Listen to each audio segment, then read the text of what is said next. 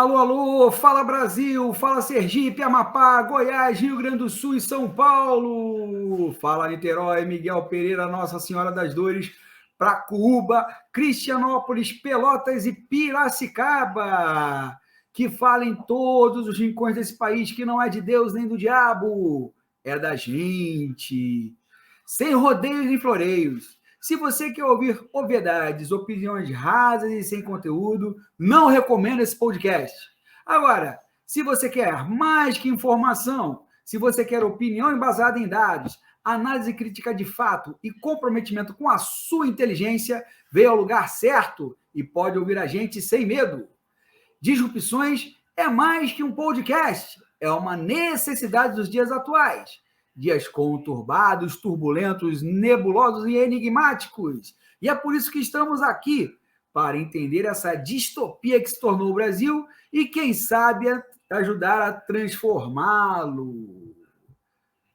Meus amigos e minhas amigas, justamente para ajudar a descascar esse abacaxi que se tornou esse país, para digeri-lo, né, para degluti-lo, chamo aqui o meu companheiro de todos esses episódios, todos esses 18 episódios, que é o comentarista político número 1 desse país, o nosso querido Tony Dias. Fala, Tony! Pô, analista político número 1 no Brasil, porra, gostei dessa parada aí, cara. Pois é, temos que valorizar, né, Tony? Afinal de contas, tá um trabalhão para a gente fazer esse podcast. E tem que, se a gente não valorizar, a gente quer que vai valorizar. Inclusive, né, aquele que tiver... CNN, vê a gente pois aí, é. Contrata a gente. Pois é, né? CNN.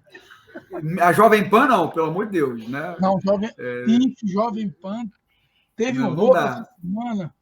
Eu participo de um grupo de roteiristas e a gente estava definindo quais canais que a gente vai oferecer os conteúdos ano que vem. Aí teve um cara que falou assim: a Jovem Pan tá querendo conteúdo. A galera, não, é de mapa a gente, né? A gente vende para qualquer um, cara. Mas isso não.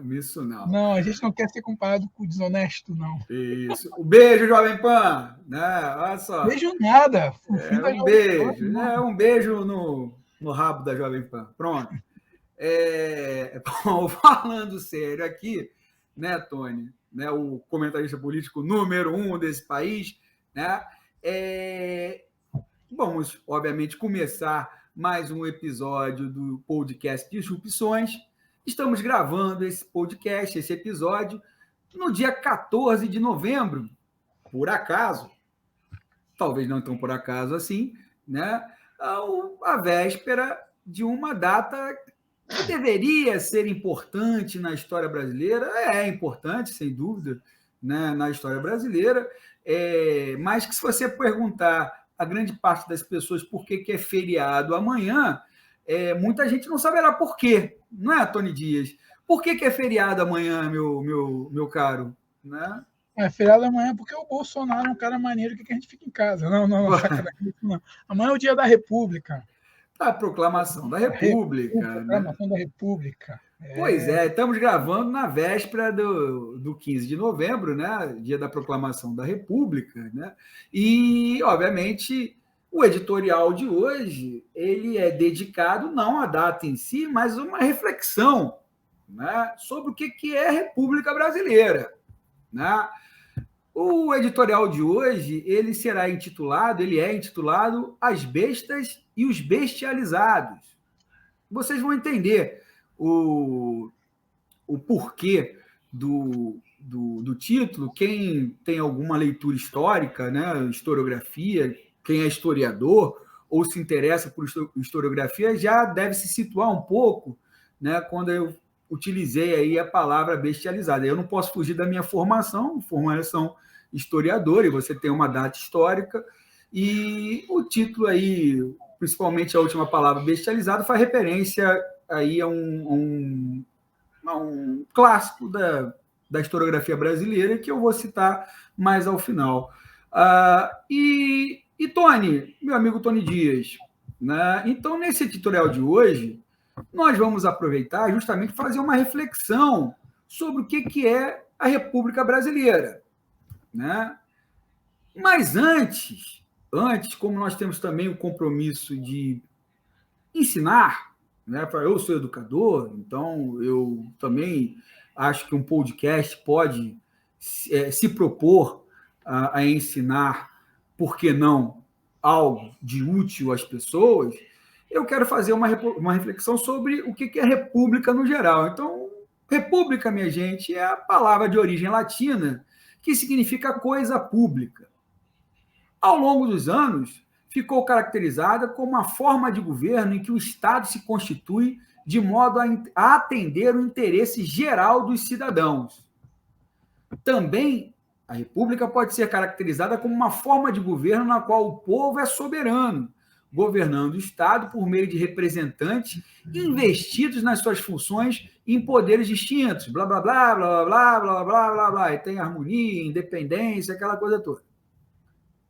Tendo origem na Antiguidade Clássica, o sistema republicano se alçou ao longo dos séculos como uma forma de governo mais impessoal e democrático da história, onde a vontade do povo e o bem coletivo, e não a hereditariedade e a vontade de um só, é que definem as políticas de Estado e também dos governos. No Brasil, o sistema republicano está fazendo 132 anos, como dissemos, 132 anos amanhã, dia 15 de novembro de 2021. A República no Brasil veio através de um golpe militar. Pois é, né? Não foi um movimento revolucionário com pessoas na rua gritando, exigindo a República, ou uma votação, né? Não é um plebiscito, nada disso. Foi um golpe militar de fato. Liderados aí pelo Marechal Deodoro, um grupo de militares destituiu o governo monárquico, o Dom Pedro II, né? Na verdade, a princesa regente, a princesa Isabel, e exilou a família real para a Europa, e a partir daí tivemos aí a República. Esse golpe foi o primeiro em nossa história recheadas de golpes ou tentativas dele, sejam militares ou não. Uma república que se consolidou no país sem a participação popular, como já dissemos, e que ao longo dos seus 132 anos foi se forjando para que, mesmo quando esta participação popular fosse permitida, as estruturas da sociedade, baseadas em privilégios de classe e de grupos que se alternam na gestão de Estado, não fossem arranhados. Oligarquias regionais e nacionais que renovam seu pacto a cada geração e que desavergonhadamente usam o Estado para seus interesses privados. Essa é a República Brasileira.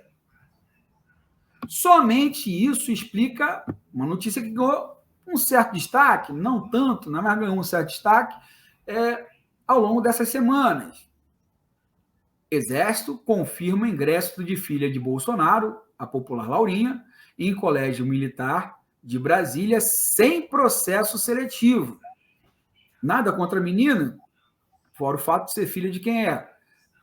Ela tem direito de estudar em qualquer colégio público ou privado no Brasil, não é esse problema. O problema é que nos colégios militares você tem um processo seletivo que o cidadão comum, né, eu, você, se nós quisermos que o nosso filho tenha esse tipo de educação, nós temos que inscrever eles num concurso, é um concurso dificílimo, né? E se você passar, se você for classificado, passar e for classificado, você ingressa às instituições militares de educação. Não foi o caso da Laura, né? Ela entrou pela janela mesmo. O exemplo da família Bolsonaro ilustra bem o que estamos dizendo. Eleito vereador em 1988, encaminhou 3 dos seus 5 filhos para a vida política. Empregou ex-mulher e amigos, muitos deles sendo investigados por ligação com as milícias cariocas em seus gabinetes, e fundou uma dinastia é até um pouco, né, forçada a palavra, mas vou usá-la aqui, que mama nas tetas do Estado desde então. Mas se engana quem acha que o exemplo da família Bolsonaro é o único.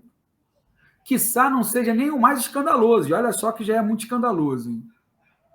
Em seu livro Na Teia do Nepotismo, Sociologia Política das Relações de Parentesco e Poder Político no Paraná e no Brasil, o cientista político Ricardo Costa de Oliveira revela que em 2011, época em que foi produzida a pesquisa, cerca de 2/3 dos parlamentares brasileiros tinham parentes na política.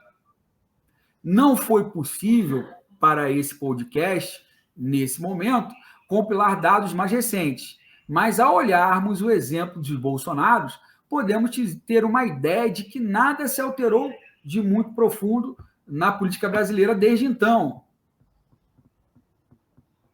Talvez mais emblemático que o caso do clã Bolsonaro seja o caso da família Andrada. Não se ligou no sobrenome? Pois bem, o patriarca da família foi nada mais, nada menos que José Bonifácio de Andrade e Silva, que ficou conhecido nos anais da história brasileira como o patrono da nossa independência, seja lá o que isso quer dizer.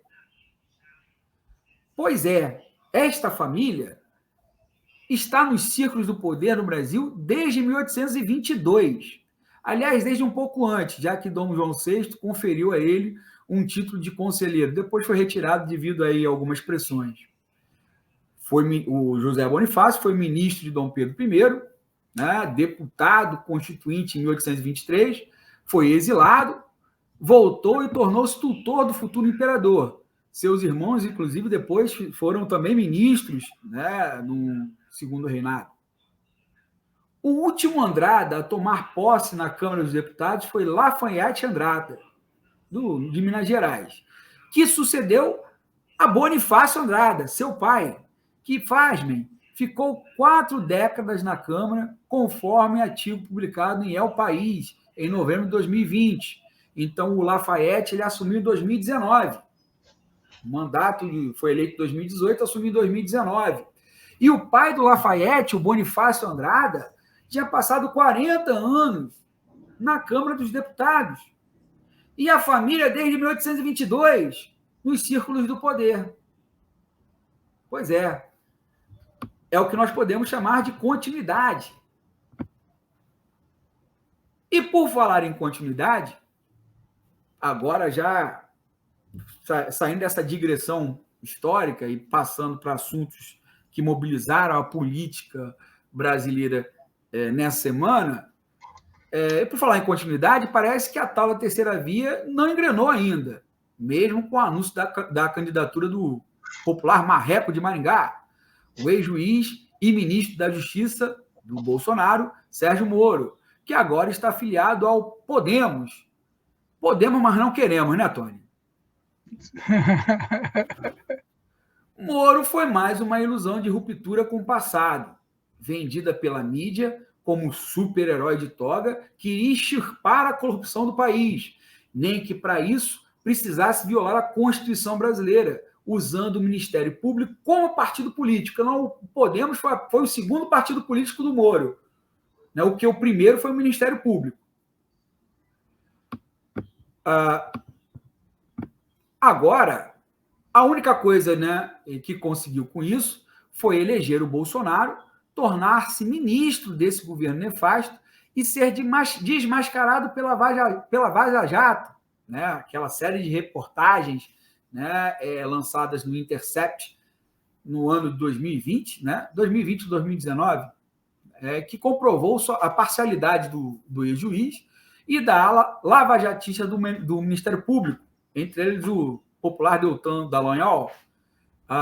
E o STF, esse ano, confirmou esse fato, inclusive, né, anulando várias das sentenças aí que o Moro deu, principalmente contra o ex-presidente Lula, ao longo aí dos processos que ele, né, julgou no âmbito da Lava Jato, da Operação Lava Jato. Agora, ele vai encarar alguma candidatura, seja a presidência da República, seja ao Senado. Não sabemos ainda qual será. Chances de levar essa? Sempre existe. né? A história é dinâmica e assim, as coisas no Brasil são sempre muito complexas e a política brasileira passa por uma série de vicissitudes que se torna impossível prever tecer qualquer cenário, né, mais factível nesse momento. Mas hoje, ao que nos parece, o discurso anticorrupção parece um pouco insuficiente para fazer um candidato. Foi suficiente em 2018, né? Tanto que o Bolsonaro muito se cacifou a presidente da República com esse discurso anticorrupção, né? Mas hoje nos parece uma conjuntura um pouco diferente. As preocupações da população, de repente, são outras. E mais, o Moro vai ter alguns desafios, né? Será que ele vai conseguir falar aos mais pobres, por exemplo? As bases bolsonaristas o atacarão com certeza. Estará ele preparado para esses ataques? Que é um ataque dentro do campo dele. Dentro do campo da extrema-direita. Vamos colocar nesse patamar. Sobretudo, cabe aqui uma reflexão. Qual a real diferença entre Moro e Bolsonaro? Moro é a continuidade do bolsonarismo com um pouco mais de traquejo social. Também nem tanto assim, que o Moro não é também um indivíduo muito culto, muito dado aí a refinamentos intelectuais e coisas do gênero. No outro campo, parece que a dobradinha Lula-Alckmin pode sair mesmo do papel, com acenos de um para o outro. Lula repete assim o movimento feito em 2001, 2002, ao se aproximar de José de Alencar e colocá-lo como vice na sua chapa, garantindo assim uma certa governabilidade ao seu governo. Entretanto, isso teve um preço, né? Pois mais indicou a continuidade do que a ruptura, não é mesmo? Os governos petistas todos dependeram dessas alianças para sobreviverem. Ao fim de tudo, houve o desgaste dessa forma e não uma reforma mais profunda na sociedade foi verificada. Apenas mais do mesmo, com alguma preocupação maior com o social. O que veio após isso foi o fascismo. Reprisaremos esse filme? Museu de grandes novidades, já diria Cazuza, sobre o nosso país. E o Bozo, hein?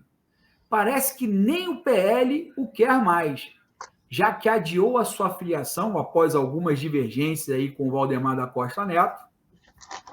Devem estar discutindo o tamanho da rachadinha, não? Pois bem, em 2022, as bestas, aquelas criaturas mitológicas devoradoras de gente e que têm um rugido alto e apavorador, estarão à solta atrás de nossos preciosos votos. Irão se vender como novo, como uma ruptura, com tudo que está aí. A nós caberá duas posturas. Assistir a tudo bestializados, para citar o título de um livro clássico da historiografia brasileira, José Murilo de Carvalho, né? Quem nunca leu é importante ler, porque vai falar sobre esse período aí, justamente da passagem da monarquia para a república. Justamente esse livro trata sobre as origens de nossa república. Então, nós podemos assistir a tudo isso bestializado, passivos e acríticos, ou entrar com tudo na discussão e na luta política, identificando realmente quais são os nossos interesses e em quem podemos confiar. Falo isso nós, o povo. E Tony Dias, depois desse editorial, passo esse abacaxi para você descascar, ingerir e digerir. Meu nobre comentarista, analista político aí, número 1 do país. Putz, que camarada é você, bicho? Jogar isso. Quer a facilidade, vai pro Flow Podcast, vai lá. Putz, cara, como você falou no Andrada aí, eu tremi porque esse cara foi muito interessante, falando aí de nepotismo. Lembra quando em 2016, quando teve o Joesley divulgou uma fita do Temer, que teve aquele processo de inadmissibilidade, né? O que me chamou a atenção foi que esse cara, até então, eu estou falando de 2016, há 5 anos, quando falaram o nome dele, que ele é do PSDB de Minas, quando falaram o nome dele, que eu fui pesquisar, eu levei um susto. O cara está lá há mais de 200 anos, bicho. Tá entendendo a amplitude, a loucura? Aí você citou aí os Bolsonaro. O Arthur Lira é de uma oligarquia. Os Calheiros, bicho. Tá entendendo? Teve um cara agora há pouco tempo, tal do Franceschini, o Francisco Franceschini, pai, Francisco Franceschini, filho. O pai era deputado federal, trocou. A Simone Tebet, o pai dela já foi presidente do Senado por, acho que 1 ou 2 vezes. O Aécio Neves, tá entendendo?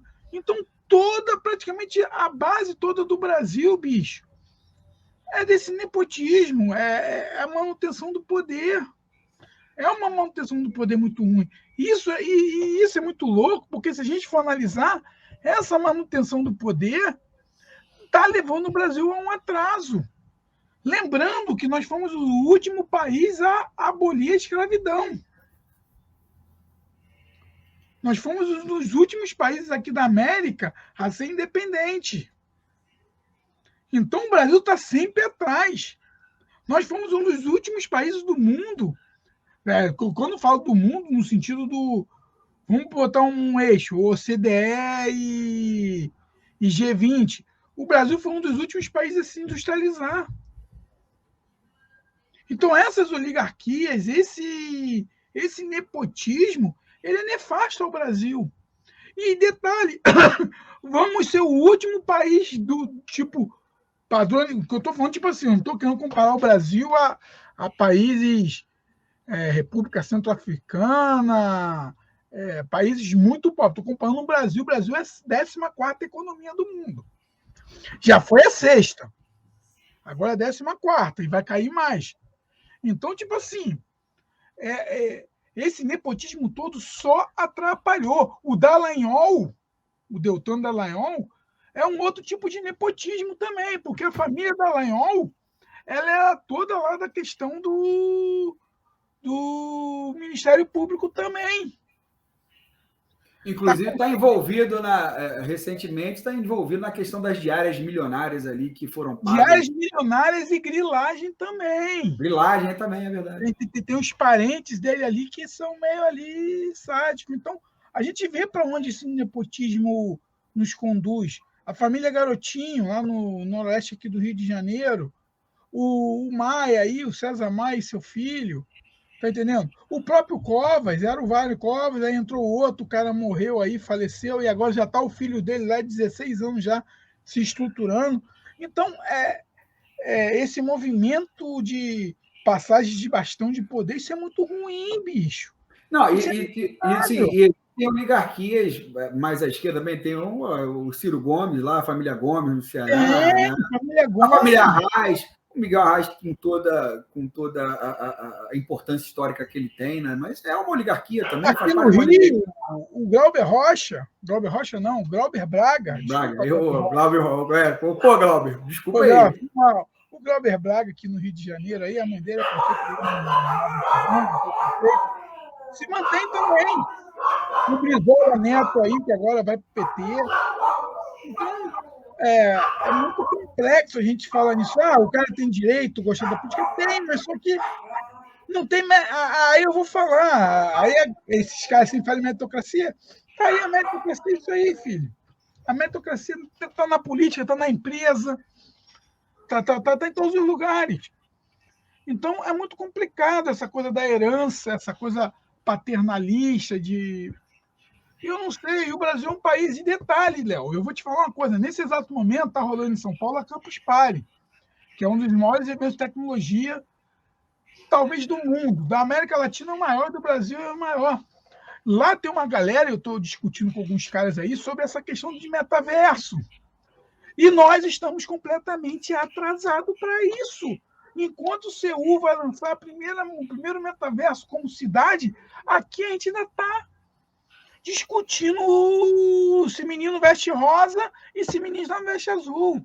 Ou ao contrário, aqui a gente está discutindo o sexo dos anjos. Está entendendo? Enquanto a Coreia do Sul já se prepara, a Califórnia já se prepara, Paris já se prepara, Tóquio já se prepara para usarem metaversos, para usar amplitudes maiores, aqui a gente está em discussãozinha tão simplória.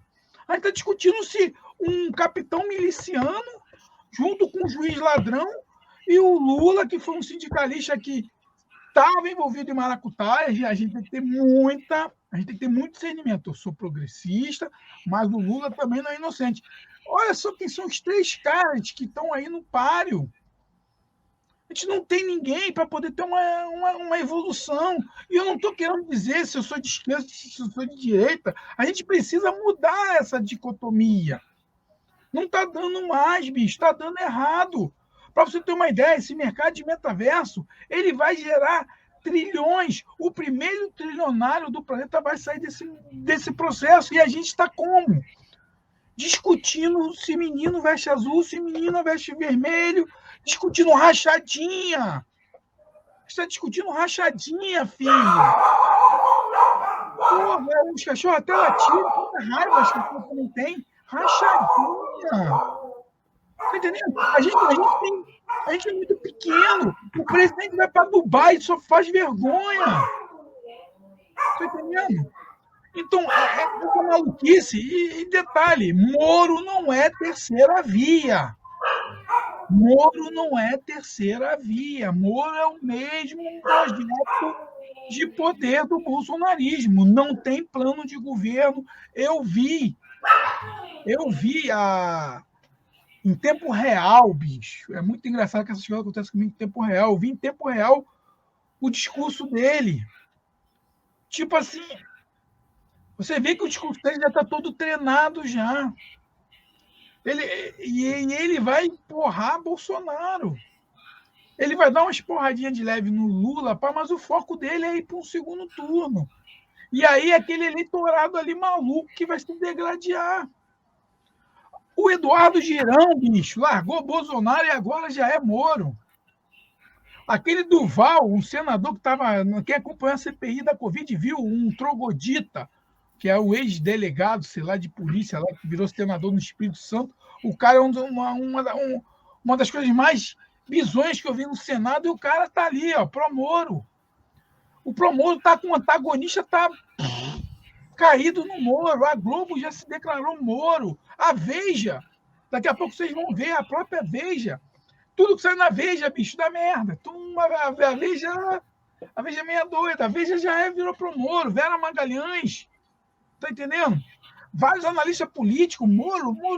Então, às vezes, a galera fala assim, a galera ainda não se liga, a pauta anticorrupção não é mais o coisa, eu sei que não é. Mas só que a gente está num momento de moral. A gente está num momento de moral. A gente ainda discute se menino veste rosa e menina veste azul. Tá entendendo? A gente está com tanta pequenez no discurso. Tá entendendo? Saiu uma nota hoje falando que a Petrobras omitiu informação. A Petrobras veio aí botar uma publicidade falando da questão do álcool, da gasolina cara, dando explicação, e omitiu várias questões de preço. Tá compreendendo? Então, tipo assim, e o Brasil se tornou careta, bicho. O Brasil se tornou careta. O Brasil está muito careta. Careta em debate, careta de pessoas com ideias interessantes. Não estou dizendo ser progressista, né? Essas coisas. Falando ideias legais. A gente está perdendo um boom da virada. A gente está perdendo tempo de novo. E vou dizer mais. Esse lance que eu estou falando do metaverso, eu até fugi um pouco do assunto para a gente poder compreender aonde que nós estamos. A gente aprovou agora o 5G. E já teve uma empresa que já saiu já saiu do processo. É esse o Brasil que a gente quer, bicho? São essas vias que estão aí. Lula com Alckmin. O que vai ser a eleição com Lula com Alckmin? Vai ser um desastre, bicho. O Lula vai conseguir sim, vai conseguir uma base política, vai. Mas Lula está com 78 anos. 78, sei lá, está com uma idade bem avançada. Daqui a pouco ele vai estar com 80. Como vai ser a reeleição? Será que o grupo do Alckmin ali, que é o grupo que o Alckmin deve estar ligado ao o PSD? Ele está ligado com o PSD lá do Kassab. Como vai ser essa interação? Tá entendendo? Será que daqui a 4 anos eles vão abandonar o barco? Tá entendendo? Como os petistas vão se ligar nisso?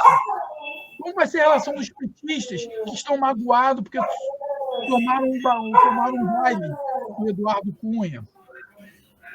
Tá entendendo? Que derrubou a Dilma. Então, como vai ser essa relação histórica? Será que vai ser relação histórica? Quem vai ter articulação política? Quem vai governar a Casa Civil? Quem vai governar a Secretaria de Relações Institucionais?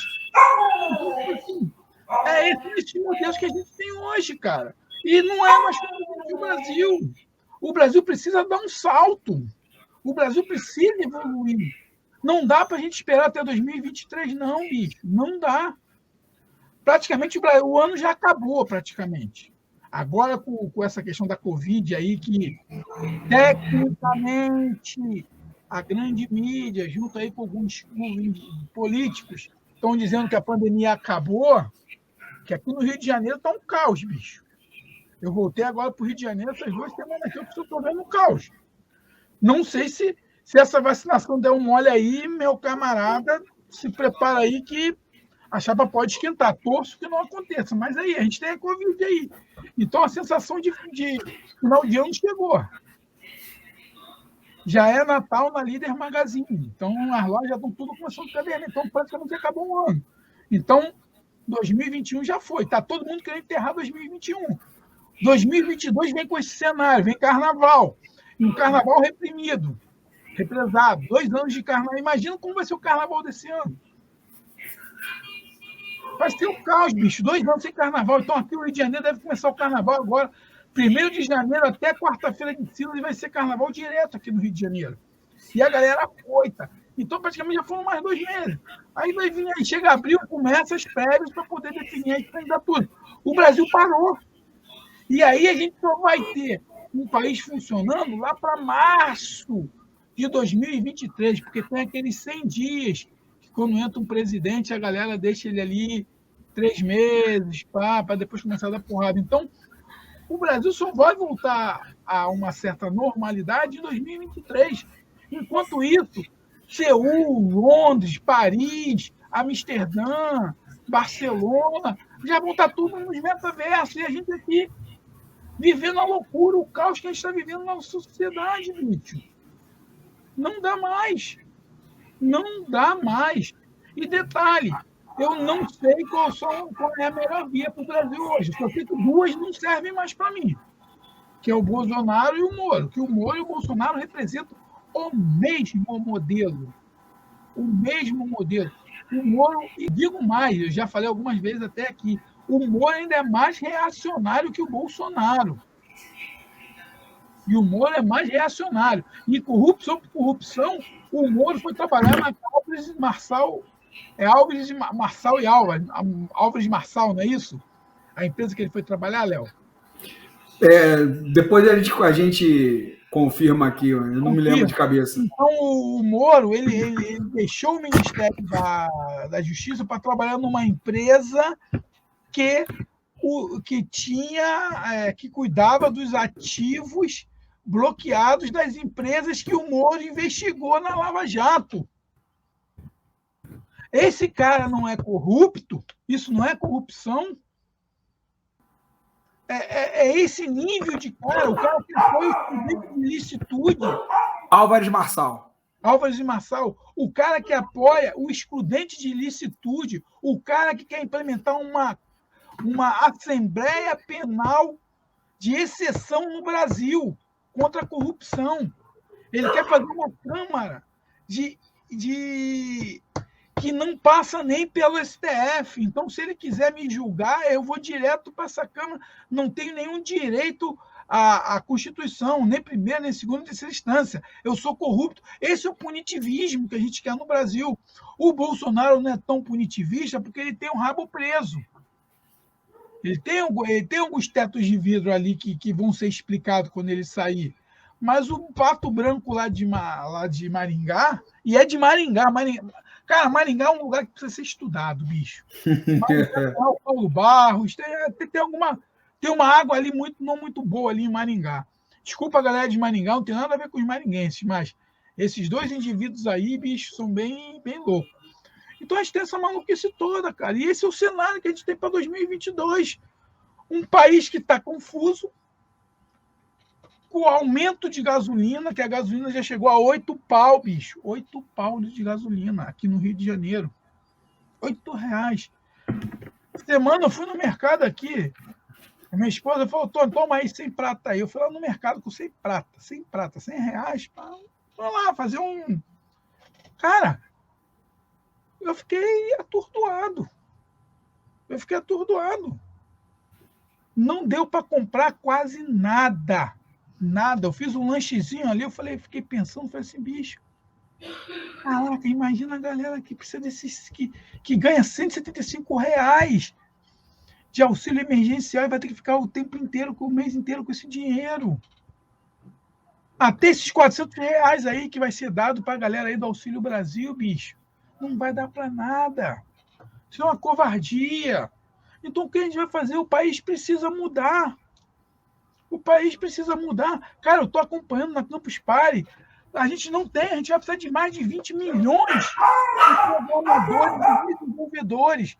Como a gente vai arrumar essa galera aqui? Um tempo muito curto. Aí a gente vai continuar pagando os malucos lá do Paquistão. A gente vai continuar pagando os malucos europeus que trabalham com programação e desenvolvimento. E esse dinheiro vai embora. Está compreendendo? Um projeto novo. Realmente, eu falo, a gente precisa de um projeto novo. Esse projeto do Lula com o Alckmin, bicho, não vai dar certo. Não vai dar certo. Não vai. Vai dar muita confusão. Vai dar muita confusão. A primeira confusão é que vai botar os petistas de parafuso. Pô, peraí.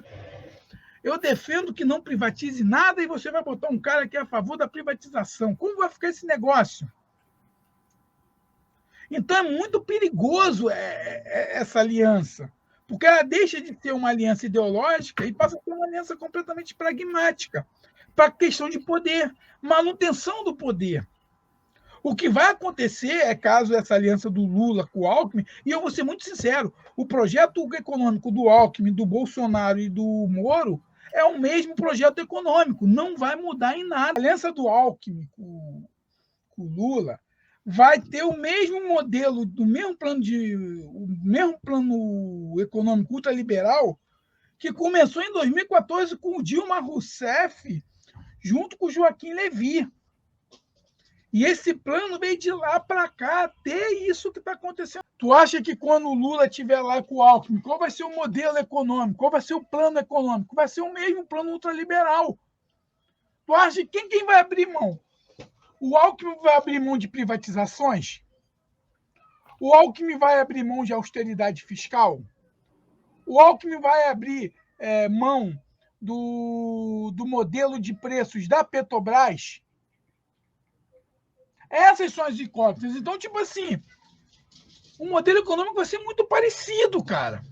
Vai ser muito parecido, que já é praticado hoje pelo Paulo Guedes. A única coisa que acontece, e aí é um lance que talvez a gente pode ter um processo um pouco mais social, mas a parte econômica vai ser a mesma coisa. Não vai haver tanta diferença entre esses três modelos econômicos. Pércio Arida vai circular ali nos três ali. André Esteves vai estar ali colado com a galerinha ali. Está compreendendo a amplitude? E aí é o seguinte, Zé, que eu falo contigo é o seguinte, quando eu faço essas ponderações, eu estou fazendo essas ponderações não com viés de confirmação. Não com viés de confirmação. Meu voto vai ser progressista? Meu voto sempre vai ser progressista. Dificilmente eu vou votar, quase impossível. Eu nunca votei em ninguém que não fosse do campo progressista. Tá entendendo? Então, tipo assim, tem que ter muita frieza nesse momento para poder analisar esses fatores. O que essa aliança vai representar economicamente? Porque é a mesma política, bicho. O Paulo Guedes ele poderia muito bem ser o ministro da Economia do Dória, ele pode ser muito bem o ministro da Economia do Eduardo Leite, da Simone Tebet, do Moro. É tudo a mesma coisa, não muda. O modelo econômico desses caras não muda. Eles não vão investir em novas tecnologias. O Brasil vai ficar fadado a querer investir em commodity. Onde que está o erro da parada toda? E isso acontecia lá no governo Lula também. A gente convém que sempre a opção pela commodity, pelos produtos de agropecuários, pelos produtos de pecuário, o Brasil sempre apostou nessa parada. Quando, na verdade, tem que pensar um pouco mais diferente, bicho. Existem outros campos de possibilidade, como eu estou te falando. Essa questão aí da tecnologia. O Brasil vai precisar de 20 milhões de programadores e desenvolvedores. A gente poderia estar pegando dinheiro do mundo para cá. É assim que o Paquistão está ganhando dinheiro hoje. É assim que a Lituânia, a Macedônia, aquele leste europeu ali, está ganhando dinheiro, porque os programadores, hoje, você consegue trabalhar de forma online. Então, uma empresa lá uma empresa canadense, ela está contratando programador no mundo afora, desenvolvedor no mundo afora. E não tem trabalho para isso, tá entendendo? Não tem essa percepção, o que os caras chamam de Revolução 4.0, Revolução Industrial 4.0, e já tem alguns autores falando na era quântica, que é a 5.0, quando os computadores quânticos começarem a navegar nessa porra. E a gente está atrasado. A gente está atrasado, a gente teve um atraso, a gente teve um golpe. Então, o que eu venho falando, a galera que tem um viés progressista, eu não estou falando mal do Lula, estou falando que ele vai ter dificuldades, porque ele vai ter esses questionamentos que eu fiz aqui, ele vai ter que dizer como vai ser feito isso. Ele é contra a privatização. Geraldo Alckmin é a favor da privatização. E aí? Como vai ser isso aí? Então, são análises muito cruéis. E agora, quando caiu a energia aí, que deu um pane aqui no meu computador aqui, eu vi uma reportagem aí no Metrópole dizendo que o Valdemar Costa Neto, não é? Ele não gostou muito da atitude do Bozo, não, cara. E usou aquela famosa sigla VTNC. Bolsonaro. Sim, teve isso. Teve isso, bicho. O barraco ali foi. Teve, né? Parece coluna do Léo Dias lá no Metrópolis. Tá entendendo? Então é isso, cara. A análise dessa semana que eu reflito é isso. Moro, na parte econômica, Lula com Alckmin, Bolsonaro e Moro é o mesmo processo econômico. Não vai mudar em nada, vai ser a mesma coisa. É a mesma coisa. Segunda via, não existe terceira via. Segunda via, ali é uma briga entre Moro e Bolsonaro. Bom de Bolsonaro é a mesma coisa, é o mesmo projeto, é a mesma ladainha, é o mesmo mimimi de direita, entendeu? Então é isso, meu camarada. Muito bem, Tony Dias, você aí completando o seu raciocínio sobre, né, o que é o grau que nós estamos na República Brasileira, né, o nível que essa República chegou, né, obviamente um nível lastimável. Se você tem 3 opções, né, que em termos gerais vão ser basicamente a mesma coisa, né, inclusive o Lula, pelo que a gente está, né, chegando à conclusão aqui, se vingar essa aliança com o Alckmin, a possibilidade de ser a mesma, mais do mesmo é grande, né? Então, realmente, você pega um descaminho e não um caminho rumo aí a um futuro mais auspicioso, né? Mas é isso, a gente tem que fazer análise com base no que existe, né? A gente poderia dourar a pílula, a gente poderia, né, tecer, né, comentários em cima de bolhas, e não é nossa preocupação, não é essa, né? Nós temos uma posição política, isso é óbvio, é evidente, né? Mas essa posição política também não pode de certa forma, tampar a realidade, né? Isso que é a questão, o podcast ele se dispõe a isso, né? Exato. E detalhe, se a gente for falar o que a bolha está querendo, daqui a pouco a gente mesmo vai estar fazendo desonestidade intelectual com nós mesmos. Pois é, pois Eu é. desonestidade intelectual. Se eu combato tanto essa brincadeira da desonestidade intelectual, bicho, eu não posso ser desonesto. Infelizmente, com Alckmin, o mesmo modelo de negócio, o mesmo modelo econômico. Quem vai abrir mão do modelo econômico? Quem vai abrir mão? Isso que tem que ser eu entendo a questão de você pensar na governabilidade, né? Assim, o problema é que qual é o preço disso, né? Qual é o preço da governabilidade?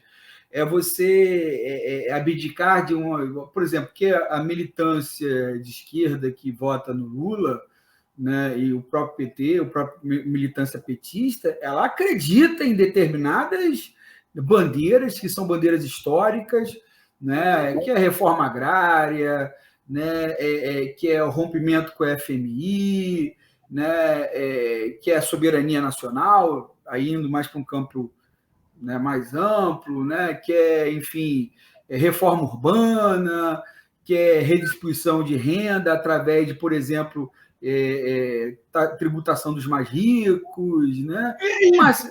Uma série de bandeiras históricas da esquerda, né? Que o Lula, em algum momento, disse defender, né? Obviamente, as opções políticas que se faz, elas indicam se essas bandeiras vão ser honradas ou não.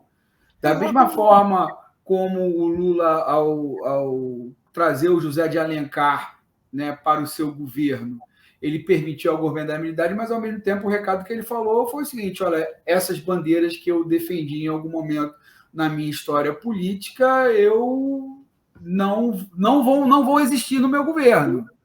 Né? E eu, com o Alckmin, acho que a análise é mesmo, se não for pior. Né? Eu acho que até um pouco pior, cara. Sabe por quê? Porque o Zé de Alencar, ele era um empresário de mercado. Sim, ele ainda tinha ele era capital produtivo ainda, né? Ele era capital produtivo, diferente do Alckmin. O Alckmin sempre foi político. E o Alckmin é daquela banda. O Alckmin já mandou dar porrada em professor, bicho. Pois é. Quer dizer. Carandiru, lembra lá do Carandiru? Não foi o Carandiru, o Alckmin lá? Não, foi ele, não. Mas assim, foi Mário Covas. Partido. Entendeu? Então, o professor, bicho. Não, desculpe. Foi Mário Covas, não vamos fazer isso, foi Fleury. Foi Fleury. Luiz Antônio Fleury. Que é do mesmo. Era do PMD, na época era PMDB, né? Então, a galera precisa ficar ligada. Tipo assim, se quiser ouvir, cara, que vai ser uma grande estratégia de coisa, vai lá para os lugares que a galera vai dizer que entendeu? Na minha visão, na minha opinião, na minha análise, e vendo quem poderá ser, talvez, vai ser um Andelara Rezende, vai estar por ali, vai ser um Pércio Arida, vai ser um Armínio Fraga. Tá compreendendo? É sempre aquele bolinho ali, Faria Lima, Leblon. Essa galera que vai estar ali mandando no processo. E a gente precisa de um novo modelo econômico. Esse modelo econômico ultraliberal, liberal demais. A gente ouviu o áudio do André Esteves, que ele falou: a gente pode dar um pouquinho de social que não impacta. Não tem problema, não tem problema nenhum.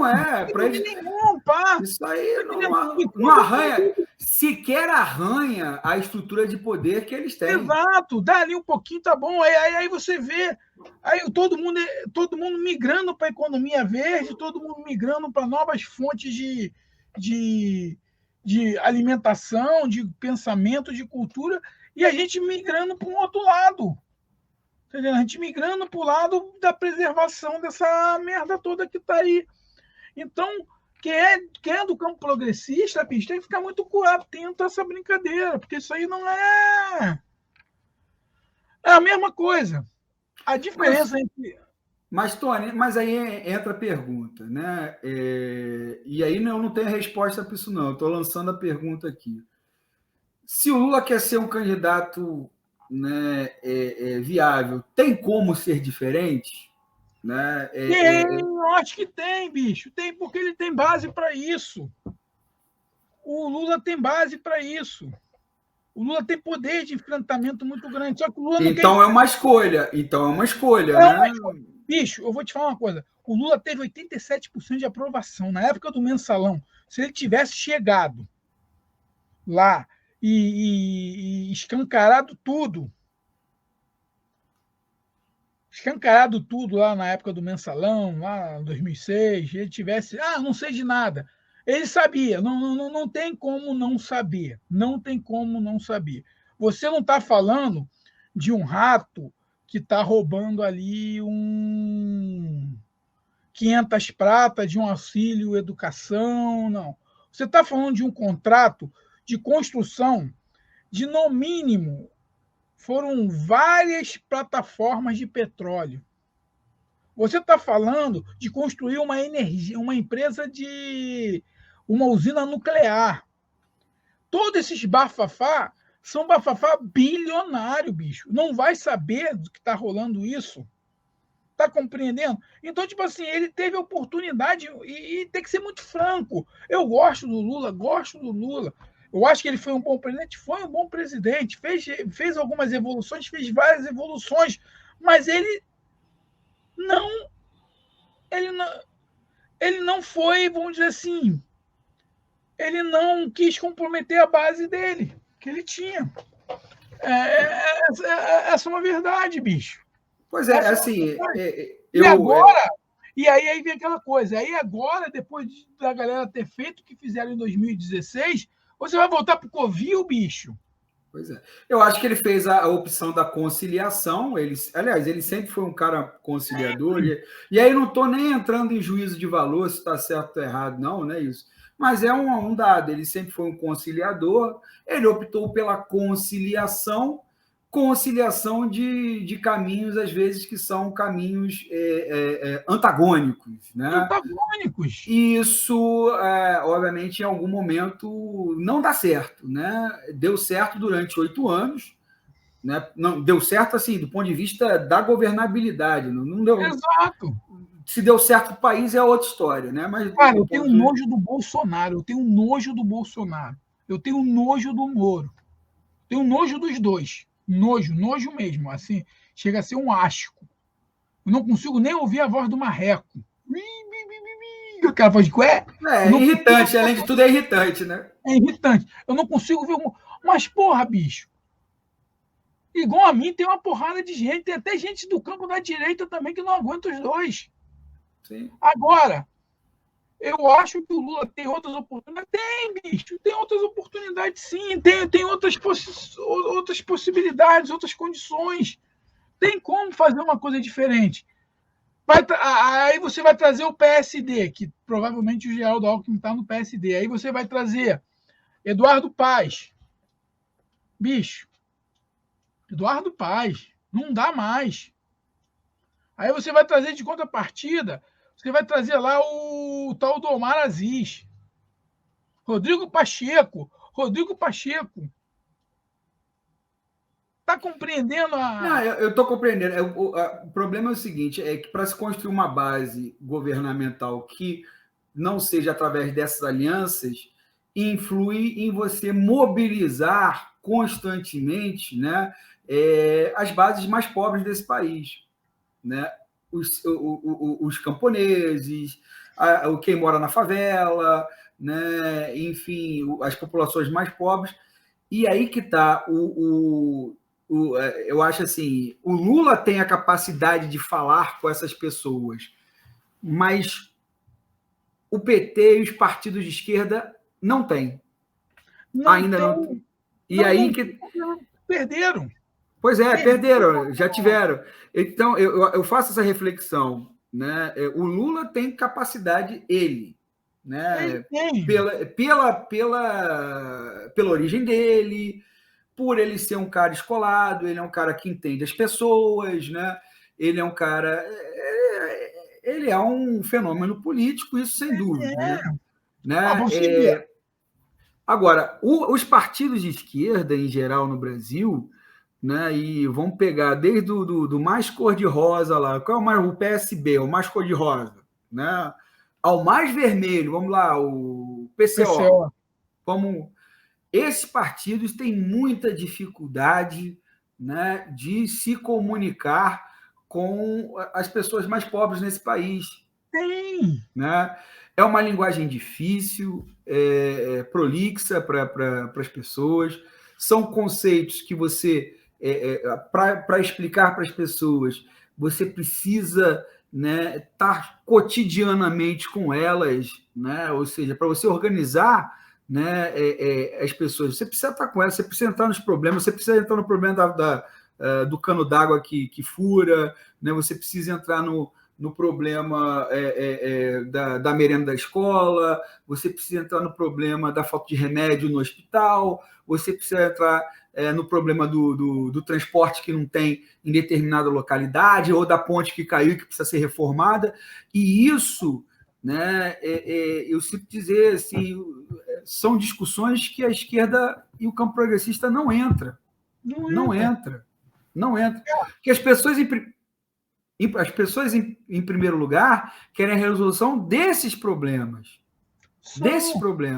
E a partir da resolução desses problemas, né, elas podem enxergar, você pode, né, levar elas a enxergar que esses problemas podem ser resolvidos, mas que isso não necessariamente significa que a vida dela vai ser transformada. Né?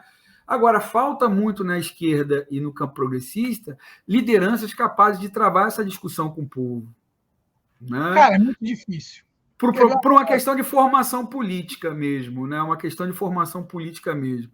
Então, a gente tem uma formação política na esquerda brasileira, que é uma formação que foi muito para o parlamentar, né? Para a luta parlamentar, entendeu a luta política como isso, né? E esqueceu, né? Ou aí entra uma dose de oportunismo, né, político, nesse sentido, e esqueceu esse outro lado, olha, que a luta parlamentar, eu assim, não tenho nenhuma simpatia por ela, mas ela existe lá e tudo mais, mas ela nunca pode vir em primeiro lugar, né, que a luta cotidiana para você realmente estar junto do povo, estar ajudando na resolução dos seus problemas, e levando, né, em alguma medida, né, uma elevação da sua conscientização política. Né? Isso realmente eu acho que falta à esquerda brasileira.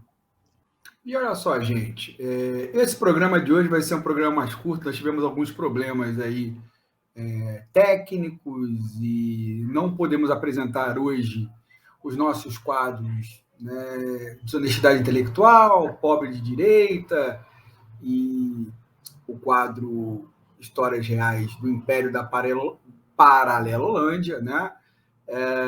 Mas acho que a gente deu o nosso recado de hoje, então um programa um pouquinho mais curto, e eu convido a vocês, aproveito a convidar vocês para nos acompanhar nos nossos canais, né, nas plataformas de streaming, né, principalmente no Anchor, no Spotify, e no nosso canal do YouTube, o canal Disrupções, além de nos seguir e nos curtir lá na nossa página no Facebook e no nosso perfil do Instagram. Ok? Então, até mais, pessoal. Tchau, tchau.